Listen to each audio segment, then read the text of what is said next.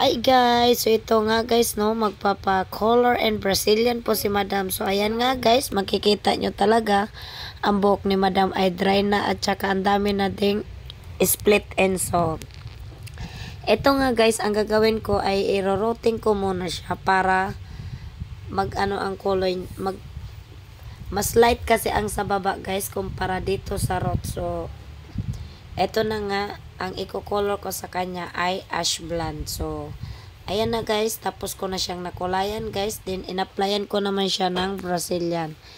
Ito na, ipo-blower ko na din. So, mamaya makikita nyo na kung ano ang resulta ng kanyang buhok ni Madam guys. So, bakit ganyan ang color ng kanyang buhok ni Madam guys, no? Ang nilagay ko kasi ay ash blonde. So, ganyan talaga ang color ng ash blonde guys, no?